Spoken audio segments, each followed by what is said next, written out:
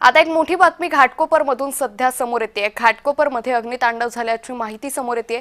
घाटकोपरच्या gold crush इमारतीला मोठी आग लागलेली आहे। या आगीची व्याप्ती ही आणखी वाढतीये, तर काही जण या इमारतीत अडकल्याची माहितीही सध्या समोर आलेली आहे। घाटकोपरमधून ही दृश्य समोर येत आहे। अग्निशामक दल हे घटनास्थळी दाखल झालेले आहे। घाटकोपरमधून ही घटना समोर येते। इमारतीमधील लोकांना बाहेर काढण्याचे शर्थीचे प्रयत्न सध्या अग्निशमन दलाकडून केले जात आहेत। अग्निशामक दल या ठिकाणी पोहोचले आणि या जवानांकडून या आगीवर नियंत्रण मिळवण्याचा प्रयत्न सुरू आहे। या संदर्भात अधिक माहिती घेऊयात आमचे प्रतिनिधी महेंद्र जोईल यांच्याकडून। महेंद्र, घाटकोपरमध्ये ही आग लागली आहे, काय अधिक माहिती?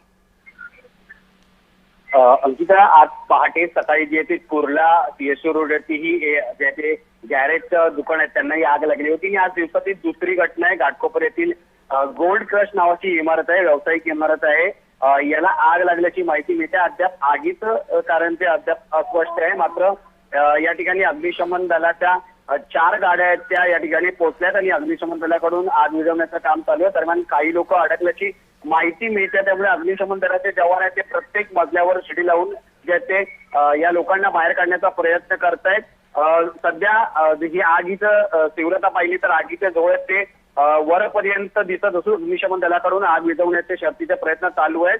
फायर अलार्म लावून जे या इमारतीत काम करणारे अनेक जण त्यांना बाहेर काढण्यात अग्निशमन दलाला जे ते प्रयत्न करतायत। त्यामुळे अद्याप ह्या आगीची जी स्पष्टता आहे ती आताच्यामुळे लागली ही अद्याप अस्पष्ट आहे। मात्र अग्निशमन दलाचे जे जवान आहेत ते या सगळ्या जवानांना ज्या आतमध्ये अडकलेल्या लोकांना बाहेर काढण्याचं काम करत आहेत।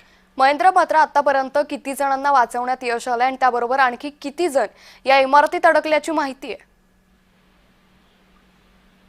अद्याप तरी 15 ते 20 जणांना बाहेर काढल्याची माहिती आहे आणि आगीचा धूर आहे तो बऱ्याच प्रमाणात या सर्व मजल्यांवरती दिसून होतोय। त्यामुळे अग्निशमन दलाच्या जवानांना प्रचंड तो या गोष्टीचा त्रास सहन करत ह्या सगळ्या लोकांना बाहेर काढण्यासाठी अग्निशमन दलाचे जवान ते शर्थीचे प्रयत्न करतायत। अद्याप तरी काही जीवितहानी झालेल्याची माहिती नाहीये। मात्र जी लोक धुरामुळे आतमध्ये अडकली त्यांना काढण्यासाठी जवान आहेत ते शर्थीचे प्रयत्न करताना दिसून येत आहेत।